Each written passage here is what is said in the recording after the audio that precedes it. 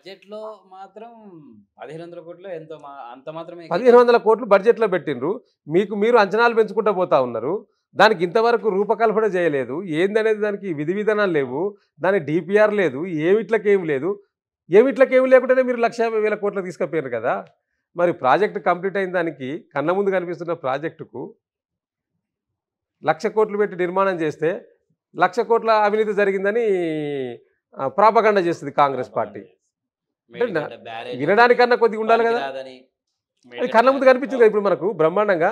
మన BRS party బృందం అంతా కూడా పోయి మేడిగడ్డ ప్రాజెక్టును సందర్శించి ఆ, నీటిని విడుదల చేయాలని హుకుం జారీ చేస్తే ఇలా బ్రహ్మాండంగా కాళేశ్వరం ప్రాజెక్టు కింద ఉన్న పంపులన్నీ ఆన్ చేయడం వల్ల బ్రహ్మాండంగా అన్ని రిజర్వాయర్లు ఫుల్గా కనిపిస్తూ ఉన్నాయి ఇవాళ. ఇలా ఇప్పటికీ 10,000 క్యూసెక్ల వాటరు మేడిగడ్డ ప్రాజెక్టు కిందకి వెళ్ళి పోతా ఉన్నాయి. ఏదైతే కుంగిన పిల్లర్ ఉన్నదో ఆ కుంగిన పిల్లరు ఆనాడు రిపేర్ చేయమంటే చేయలేదు. ఓకే. పెద్ద ఎత్తున కూడా బీఆర్ఎస్ పార్టీ రైతుల పక్షాన పోరాటం చేస్తే దిగివచ్చి ఇలా గ్రౌండింగ్ చేయడం వల్ల, సీపేజ్ చేయడం వల్ల, రిపేర్ చేయడం వల్ల ఇలా బ్రహ్మాండంగా మేడిగడ్డ ప్రాజెక్టు కిందకి నీళ్లు పోతున్నాయి. మన కళ్ళ ముందు కనిపించింది కదా! సందర్శించి కూడా ప్రజలకు చూపించడం జరిగింది కదా బీఆర్ఎస్ పార్టీ ఎమ్మెల్యేలు అందరూ కూడా, టీం అంతా కూడా. సో కాబట్టి ఇలా వీరు ఏది చెప్పాలనుకున్నారో అన్నీ కూడా కళ్ళ ముందు కనిపించినాయి. కాళేశ్వరం ప్రాజెక్టు ఫెయిల్ చేయాలి, ఫెయిల్ అయిపోయింది. కేసీఆర్ గారి ప్రాజెక్టు ఫెయిల్యూరు. కేసీఆర్ గారి ఈ మొత్తం నిర్మాణాలు చేపట్టిన అన్ని కూడా ఉంచద్దు, ఆనవాళ్ళు ఒక్కటి కూడా ఇక్కడ ఈ రాష్ట్రంలో ఉండద్దు అనే ఒక సంకల్పాన్ని ఈ రాష్ట్ర ముఖ్యమంత్రి గారు పెట్టుకున్నట్టు కనిపించింది. కానీ అవి ఏవి కూడా ఆయన వల్ల అయితలేవు. రైట్. ఆనవాళ్ళు మీరంటే ఈ ఆహ్, కొద్దిగా పాత విషయమే. అంటే రీసెంట్ ఆనవాళ్ళంటే గుర్తుకొచ్చింది. అటు బీఆర్ఎస్ కావచ్చు, లేదా ఉద్యమపు ఆనవాళ్ళు కావచ్చు. ముఖ్యంగా మనము ఉద్యమ సమయంలో అప్పటి టీఆర్ఎస్ పార్టీ చేసిన కృషి అయితే ఎవరు మర్చిపోలేనిది, ఒప్పుకోవాల్సిందే ఇంకా. అయితే సెక్రటరేట్ ముందర రాజీవ్ గాంధీ విగ్రహం అనేది ఇప్పుడు ఆనవాళ్ళు చెరిపేసే విధంగానే ఉంటుంది. దీని మీద డెఫినెట్‌గా మీరు మంచి పాయింట్ చెప్పిండ్రు. అసలు దాని ముందట ఉన్న ల్యాండ్ దేనికోసం ఉంచిందని ఆనాటి ప్రభుత్వం? రైట్. ఈ రాష్ట్రం ఏ లక్ష్యం కోసం ఏర్పడ్డదో ఆ లక్ష్యం ఎప్పుడు కళ్ళ ముందు కనిపించాలని ఒక ఆలోచన కొద్దీ నాటి ముఖ్యమంత్రి గారు కేసీఆర్ గారు ఒక విజన్‌తో ఆలోచన చేసి బ్రహ్మాండంగా సెక్రటరీ నిర్మాణం చేసినాం. ఆ తర్వాత దాని ముందే అంటే సెక్రటరీకి వచ్చే అధికారులకు కానీ, సెక్రటరీకి వచ్చే మంత్రులకు కానీ, ఎమ్మెల్యేలకు కానీ పక్కకే ఎవరి త్యాగం వల్ల ఈ రాష్ట్రం ఏర్పడ్డదో వాళ్ళ కళ్ళ ముందు కనిపించాలని సింబాలిక్. అమరవీరుల స్మృతి చిహ్నాన్ని పెట్టి నిర్మాణం చేయడం జరిగింది. అవును. ఆ పక్కనే 125 విగ్రహాల అడుగులు గల అంబేద్కర్ యొక్క స్టాచ్యూని నిర్మాణం చేసింది నాటి ముఖ్యమంత్రి కేసీఆర్ గారు. మధ్యలో తెలంగాణ తల్లిని నిర్మాణం చేపట్టాలని ఆ ప్లేస్ను ఖాళీగా ఉంచింది. ఈ తర్వాత చేద్దామనే ఉద్దేశంతో దాన్ని ఇవాళ ఈ ముఖ్యమంత్రి గారికి, ఈ రేవంత్ రెడ్డి గారికి మరి తెలంగాణ ఉద్యమం గురించి తెలియదు. ఆనాడు తెలంగాణ ఉద్యమం జరుగుతుంటే తుపాకీ చేత పట్టుకొని పోయి ప్రజలను ఆనాటి ఉద్యమకాలను బెదిరించడానికి బయలుదేరిన ఈ నాయకుడు ఇలా ఎవరైతే తెలంగాణ కోసం 2 కళ్ళ సిద్ధాంతం అని చెప్పి ఆనాడు చర్చను సాగదీసిన నాయకుడు ఉన్నాడో ఆ నాయకుడు చెప్పినట్టు ఈ నాయకుడు వింటా ఉన్నాడు. సో కాబట్టి వారికి ఏంది తెలంగాణ ఆనవాళ్ళు కూడా ఇప్పుడు కేసీఆర్ ఆనవాళ్ళు చెరిపేయాలని ఒక దుర్బుద్ధితోటి తెలంగాణ ఆనవాళ్ళం కూడా లేకుండా చేసే ఒక కుట్ర మాత్రం ఈ రాష్ట్ర ముఖ్యమంత్రి గారు చేస్తూ ఉన్నాడు. దాంట్లో భాగమే ఇలా తెలంగాణ తల్లి విగ్రహ ఆవిష్కరణ కోసం కేటాయించుకున్న ఆపుకున్న భూమిని ఇలా రాజీవ్ గాంధీ గారి విగ్రహం పెడతా ఉన్నాడు అక్కడ. ఇది ఎంత ఘోరమండి ఇది. అంటే ఒక తెలంగాణ నడిబొడ్డున తెలంగాణ ఆనవాళ్ళ కోసం ఆనాటి ముఖ్యమంత్రి కేసీఆర్ గారు తాపత్రయం పడితే ఈనాడు తెలంగాణ ఆనవాళ్ళను తుడిచేయాలి, కేసీఆర్ గారు ఆనవాళ్ళ పేరిట తెలంగాణ ఆనవాళ్ళు లేకుండా చేయాలని కుట్ర ఈ రాష్ట్ర ముఖ్యమంత్రి గారు చేస్తూ ఉన్నారు.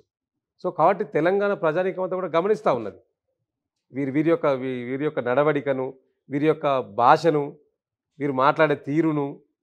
ఒక నిండు అసెంబ్లీలో ఆ విధంగానే మాట్లాడతాడు, బయట మీటింగ్లలో సభలల్లో పేగులు మెడకేసుకుంటాం, వంగబెట్టి గుద్దుతా, వంగబెట్టి తోముతా, ఇట్లాంటి మాటలు ఒక రాష్ట్ర ముఖ్యమంత్రి, రాజ్యాంగబద్ధంగా ఎన్నికైన ముఖ్యమంత్రి గారు హేళనగా మాట్లాడడం, చులకన చేసి మాట్లాడడం. ఒక రాష్ట్రాన్ని సాధించిన నాయకుడు కేసీఆర్ గారు, ఒక రాష్ట్ర ముఖ్యమంత్రే కాదు వారు, తెలంగాణ రాష్ట్రాన్ని సాధించి ఆ రాష్ట్రానికి నాయకత్వం వహించిన నాయకుడి కేసీఆర్ గారు. కేసీఆర్ గారు పట్టుకొని ఇష్టం వచ్చినట్టు మాట్లాడతాడు. ఇది రైట్. ఇంకోటి ఏంటంటే మొదటిసారి కాంగ్రెస్ ప్రభుత్వం నుంచి ఒక నిర్మిస్తాము అనేది ఒక స్కిల్ వర్సిటీ కాకుండా క్రికెట్ స్టేడియం నిర్మిస్తామని అన్నారు. నిజంగా అంత అవసరమా రాష్ట్రానికి? అంత అవసరం అంటారా? మీ అభిప్రాయం దాని మీద?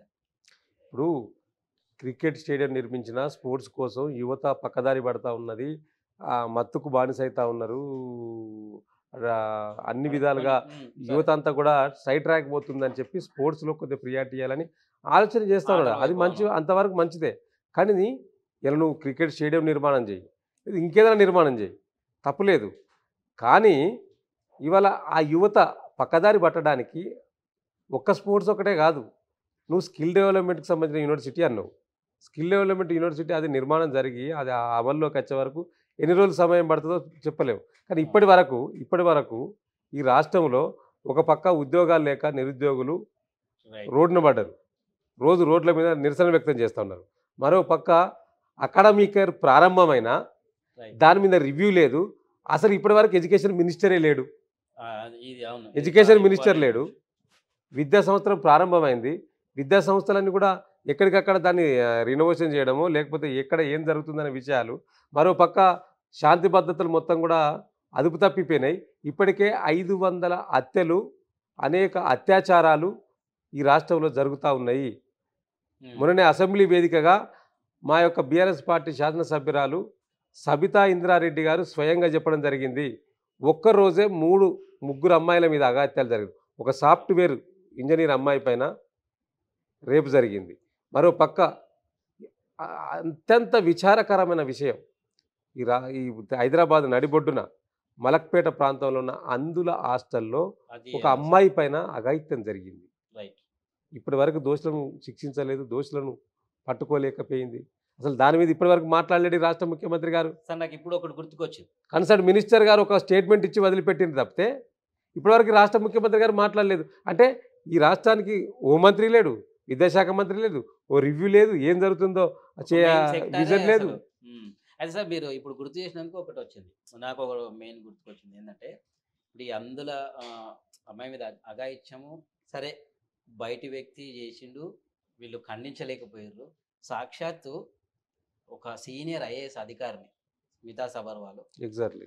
వికలాంగుల మీద సరే సోషల్ మీడియాలో పెట్టిందేమో కానీ షీజ్ ఎ పబ్లిక్ ఫిగర్. అయితే తన వ్యూస్ మాత్రం పెట్టకుండా కొద్దిగా హేళనతో దాని మీద పెద్ద ఎత్తున వికలాంగులు అందరూ పోరాడు. ఒక్క సస్పెన్షన్ కానీ లేదా కనీసం ఒక వార్నింగ్ ఇష్యూ కూడా లేదు. దీని మీద ఏమంటారు?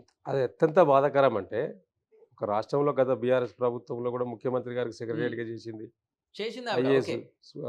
స్మితా సబర్వాల్ గారు. వారు ఒక సందర్భంలో మాట్లాడుతూ ఒక ట్వీట్ చేసింది. ఉమ్.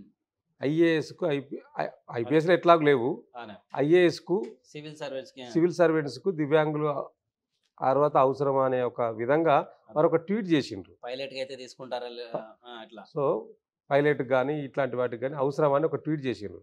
అత్యంత బాధాకరం ఏంటంటే ఒక ఐఏఎస్ ఆఫీసర్ అండి, ఉన్నతమైన పదవిలో ఉండి అవకాశాలు తీసుకొని ఈ సమాజంలో బాధ్యత గల ఆఫీసర్గా ఉన్న తను కూడా ఆ మాటలు మాట్లాడిన తీరును మొత్తం సభ్య సమాజం అంతా కూడా వ్యతిరేకించింది. కానీ కట్టసి ఉన్న ప్రతి ఒక్కరు కూడా తప్పని నేను, ఎందుకంటే అడ్మినిస్ట్రేషన్ చేయడానికి నీకు ఫిజికల్ యాక్టివిటీ అవసరం లేదండి, రైట్. మెంటల్ యాక్టివిటీ చాలా ఇంపార్టెంట్. ఏదైనా ఆ విషయం తనకు సాధించాలన్నప్పుడు. తెలియదు. మరి తెలియక మాట్లాడిందా తెలిసి మాట్లాడిందా మనం అర్థం చేసుకోవాలి.